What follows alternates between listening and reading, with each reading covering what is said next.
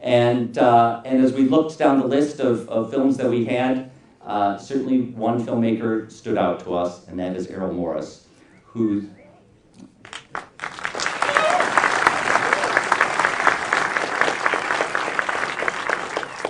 he's someone who took the genre of nonfiction film and changed the way we thought about it. And with every film of his is pushing it deeper and deeper in our experience of it.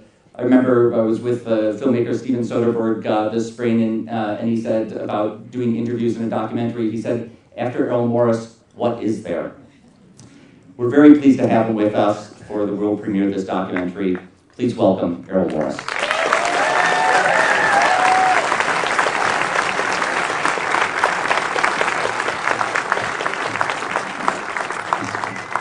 I think this is the very first time I've inaugurated a theater.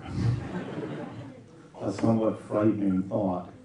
I'm delighted to be back at the Toronto Film Festival, and back at the Toronto Film Festival for a premiere of my most recent film, Tabloid.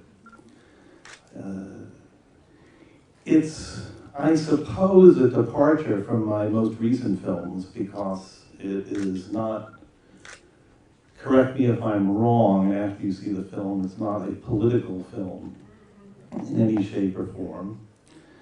But it is a return to something that I like doing very, very much.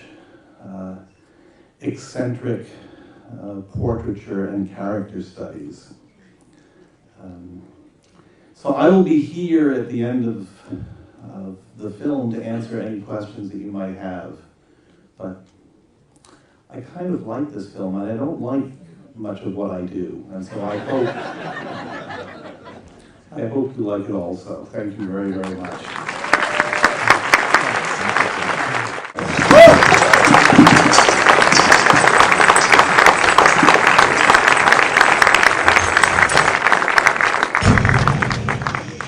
Well, thank you all for being here tonight. And thank you for inviting this film to the festival. Errol, you wrote on your Twitter account in the spring, you wrote something like, I seem to have completed another film, as if you had surprised yourself. I always surprise myself by finishing anything. I think it's my one great occupational or personal hazard. But I was actually surprised that films can, for me, be shaggy dog stories. I never know exactly where they're going to end up. And that was certainly true of this story, because this story gradually unfolded as we got further and further into it. The last interviews that were done were Jackson Shaw and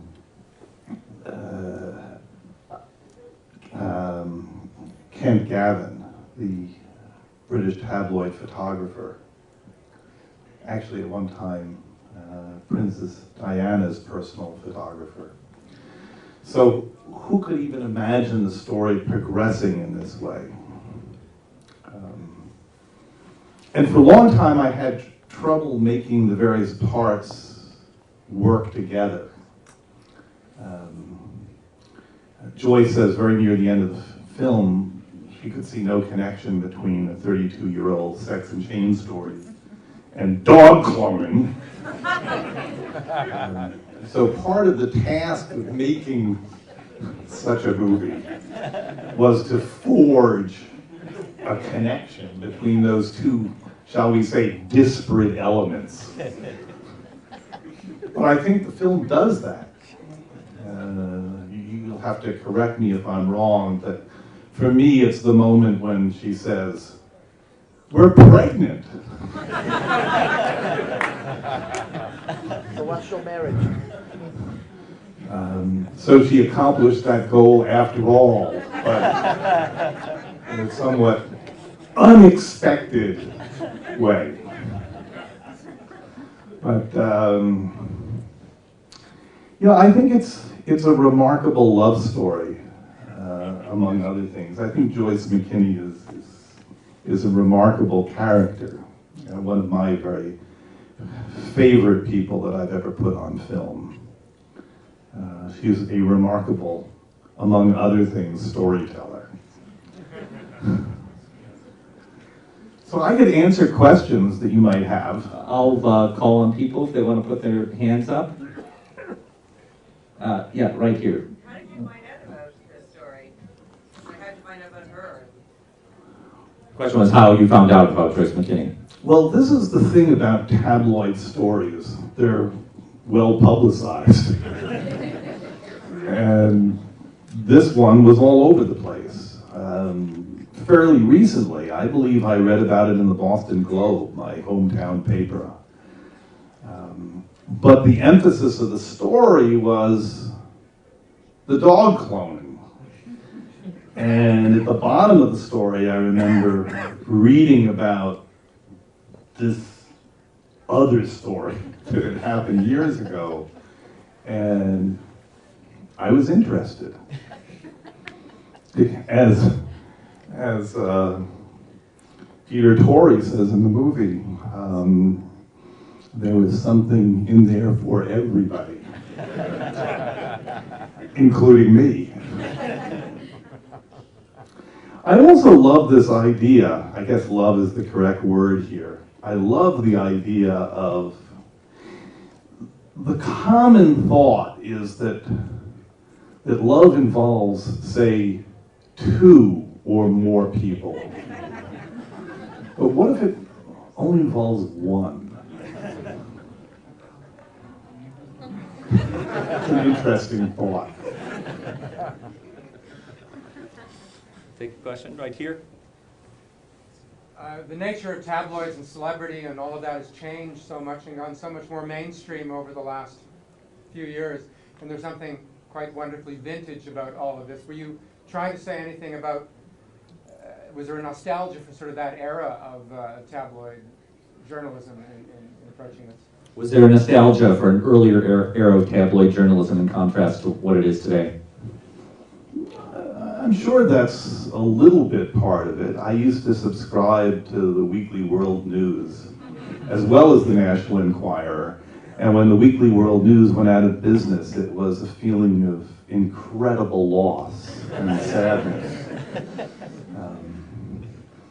But I like very much, I mean, it's part of the story, certainly. It was part of the fog of war that you had a dialogue, an odd dialogue between the same person and himself, separated by some 40 years. In this case, it's 30 years.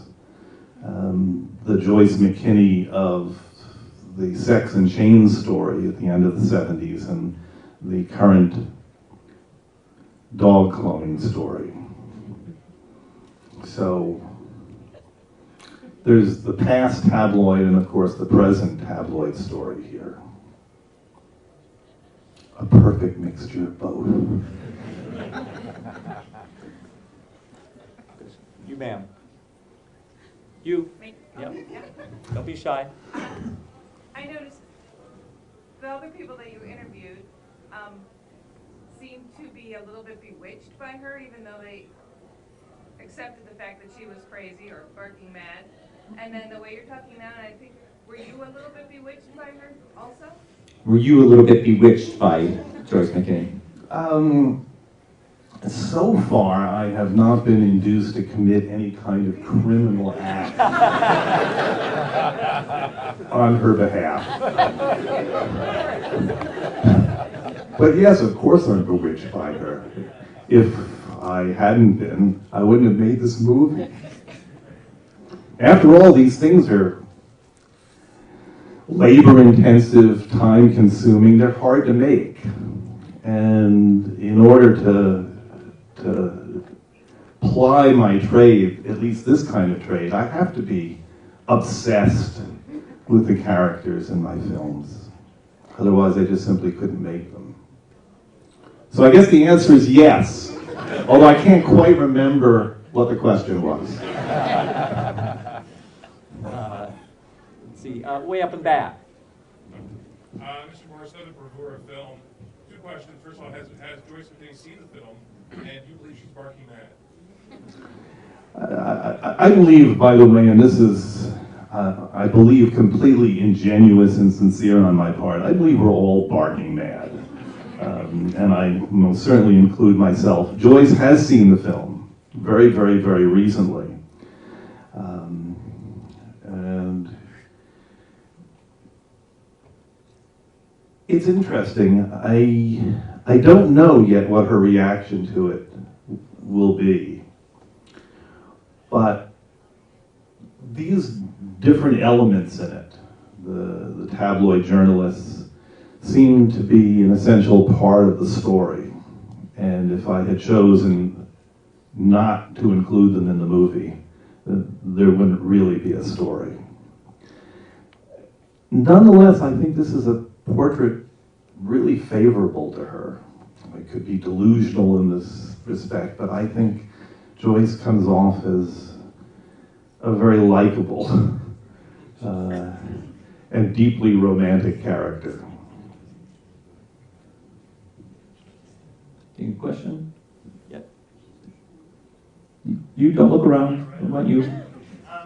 You seem both the interviews and the interviewees were absolutely pitch perfect.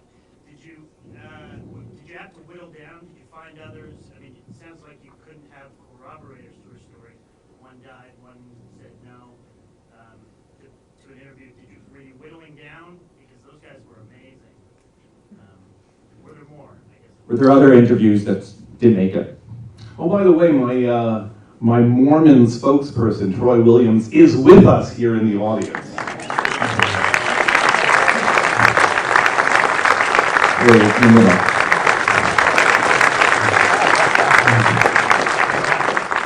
Was it okay? Loved it. I got for the Mormons out there to get out. Thank goodness.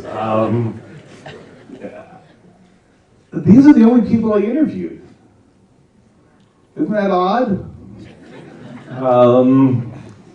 I would have interviewed more people if I could have found them, but I couldn't find them. These are the people that I had available to me to tell the story. And mercifully, I think that all does fit together into a story, or else I'd be in big trouble. We have time for one more question. I mean, that's the problem with unscripted material. You never know. When I made this film, The Thin Blue Line, I knew that is this for the film or for my making the film? I never knew until the very, very, very end whether I had a film, because the killer, who confesses at the end of the movie, I didn't know whether I would be able to get that interview until 2 years after I started the project. So it's a kind of insane form of filmmaking. You asked, did I think she was crazy? I don't think she's any crazier than any of the men in this story. How about that? Should I take another question? Yeah, we'll do our Okay. Very good. Right there in the corner. So you chose Tabloid because Bewitched was already taken? Tabloid just seemed to be the appropriate title for this. My question is, we know how she seems to have financed the Britain trip with bondage, with income from bondage. How did she finance the $150,000 dog club? What does she do for a living? Yeah. I don't believe that she paid full freight on the dog cloning.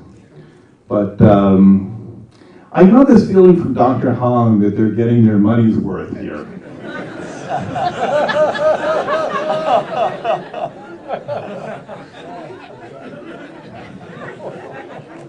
And one of the extraordinary things about Joyce is that Joyce manages to do what she feels she needs to do. It's quite remarkable, really, to quote Peter Torrey. Anyway, I want to thank you all for being here. A pleasure. Delighted film. Thank you very, very much.